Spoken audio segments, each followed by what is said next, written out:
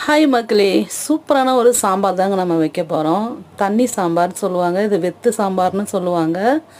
நமக்கு எப்படி விருப்பப்படுதோ அப்படி வச்சுக்க வேண்டியது. அது மேலோட்டமாக பார்த்தா ரசமாக இருக்கும், உள்ளோட்டமாக பார்த்தாக்கா அது சாம்பாராக இருக்கும். வாங்க அது எப்படி செய்யலான்னு பார்க்கலாம்.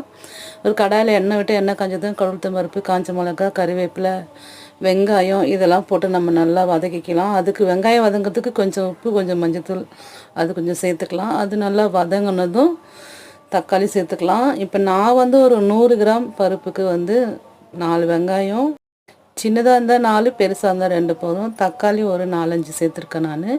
தக்காளி வந்து இந்த மாதிரி தாங்க நம்ம வந்து கட் பண்ணணும், பெருசு பெருசாக கட் பண்ணணும். இந்த சாம்பாருக்கு பொடியே கட் பண்ணக்கூடாது. இந்த தக்காளி வந்து நல்லா வதங்கணும், ஆனால் குழையக்கூடாது, அது ரொம்ப முக்கியம். இந்த தக்காளி வெங்காயம் நல்லா வதங்கிறதுக்குள்ளே நம்ம கொஞ்சமாக புளி எடுத்து பருப்பு வேக வச்ச தண்ணியில் நம்ம அந்த புளியை ஊற வச்சுக்கலாம், கொஞ்சமாக உப்பு போட்டு. இந்த மாதிரி வந்து தக்காளி நல்லா வதங்கி வந்ததும் அந்த தோல் மட்டும்தான் அப்படியே உறிஞ்சி தனியாக வரணும். அந்த ரேஞ்சில் தான் நம்ம தக்காளியை வதக்கணும். தக்காளியை வதக்கிட்டு பருப்பு வேக வச்ச தண்ணி, பருப்பு வந்து ஒன்றும் பாதியமாக நம்ம வேக வச்சு கடைஞ்சி இதை மாதிரி எடுத்துக்கலாம். இந்த சாம்பாருக்கு வந்து அதிகமாக பருப்பு வந்து குழைய வேகக்கூடாது, அதாவது குழைய இருக்கக்கூடாது. ஒன்றும் பாதியமாக தான் கடைஞ்சி தான் நம்ம அந்த சாம்பாரில் போடணும். அப்போ தான் இந்த சாம்பார் ரொம்ப டேஸ்ட்டாக இருக்கும். தேவையான தண்ணி ஊற்றிக்கங்க, தேவையான உப்பு போட்டுக்குங்க. போட்டுட்டு இதை மாதிரி ஒரு கொதி வந்ததும் நம்ம அந்த புளி ஊற வச்சுருந்தோம்ல பருப்பு தண்ணியில், அந்த புளியை கரைச்சி நம்ம இந்த சாம்பாரோடு சேர்த்துக்கலாம்.